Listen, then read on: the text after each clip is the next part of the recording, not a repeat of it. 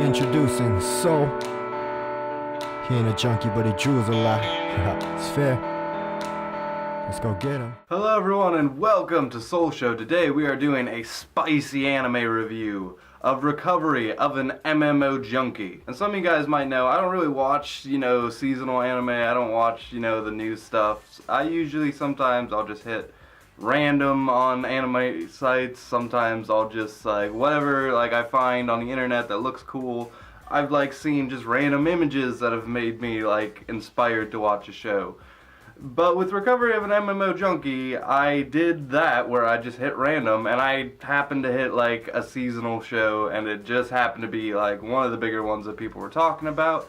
So maybe I'll get brownie points for this video. The synopsis of this series is it stars a 30-year-old woman named Moriko, and she, like the title would suggest, is an MMO player. She's a little bit obsessed with it.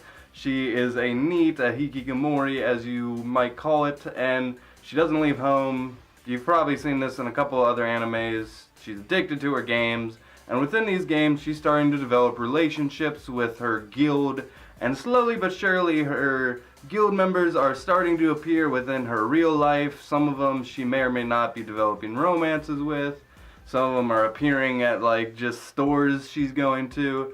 And a big plot of the series is not only her transitioning from the MMO world to the normal world again, but also dealing with these relationships, seeing where these relationships go. Will she continue to keep playing these games with them? Will she quit? Will her insecurities devour her?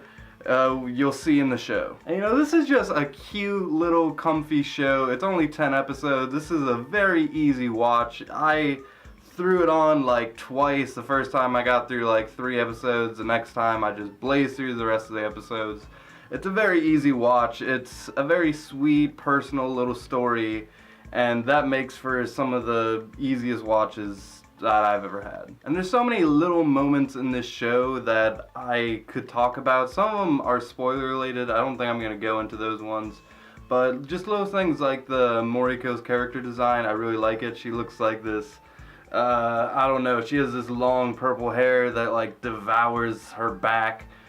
Her eyes are always kind of in a haze. And even though it's not that novel, there is detail in the MMO lingo and how they're talking. And even though that's been done before, I always get a little bit of a smile when I see them. The characters will just be standing in place and not doing anything because in real life their human counterpart is busy doing something. But I don't think I'm gonna like the show as much as, I've seen just a couple of people hype it up.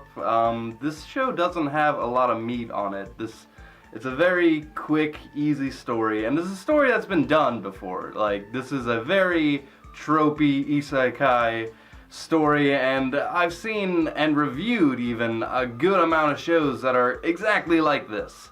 I like the fact that the main character is in her 30s, and she's having a romance with some dudes that are younger than her, and there's this whole gender swapping thing where she's playing as a male character and the other counterpart is a male playing a female character. I like stuff like that, but at the same time there's not a whole lot of meat on the story. And even though this woman is in her 30s, we're seeing a lot of the exact same romance tropes that are in every other single anime. And most of those shows are about teenagers. So when they have these very little romantic experience, it makes a little bit of sense.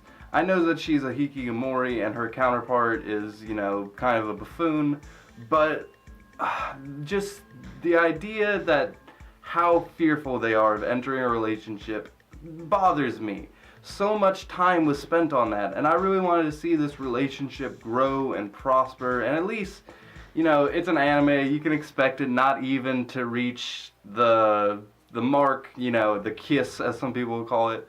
I'm not gonna say whether they get to up to there, but I do wish, whether there was a kiss or not, either way, I wanted more than that. And I think there was so much time devoted to the bullshit, does he like me, does she like me? So much of that could have been spent on actually, getting to the heart of this, throw a little bit of meat on this story, get some actual plot in there, that kind of stuff. And if we're talking about the isekai thing, this show looks like unoriginal as fuck. I'm sorry. It looks like all the characters were set on like MMO generators and that's how they got there.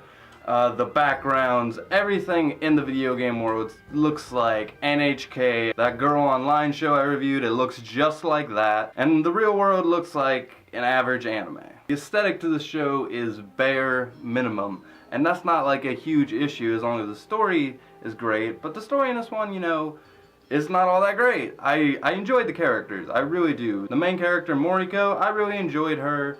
Again, I really liked that she, you know, was in her 30s and had this great character design, and, you know, she was cute despite all that. There's this third friend character that, you know, may or may not be in the love triangle. I loved him. He was great. And, you know, these characters, you know, they're unemployed. Some of them don't have that many aspirations. They're not like these grand all characters that we're used to seeing in just anime and storytelling in general. You know, there's little things like they'll lie about, like, you know, because they're talking through computers, so they do like little white lies that people do when they're talking through computers. Like they'll be like, oh, I spilled coffee on my keyboard instead of talking to you for 5 minutes. Little things like that I really appreciate. The characters have a very human aspect to them, and then when they get in these romantic situations or stressful situations, you know, it's that more relatable. The problem is, you know, 10 episodes, you know, a good amount of cast and characters, it doesn't allow enough time to really attach yourself to these characters. And when, you know, there's not a big ending or a big beginning, it all just feels like a meh. But I don't want to subtract, like, that these negatives, like, bring this show down. I don't think this is a show trying to, like, achieve much. I think it's a sweet, easy show telling a simple story about simple characters and having fun on the way.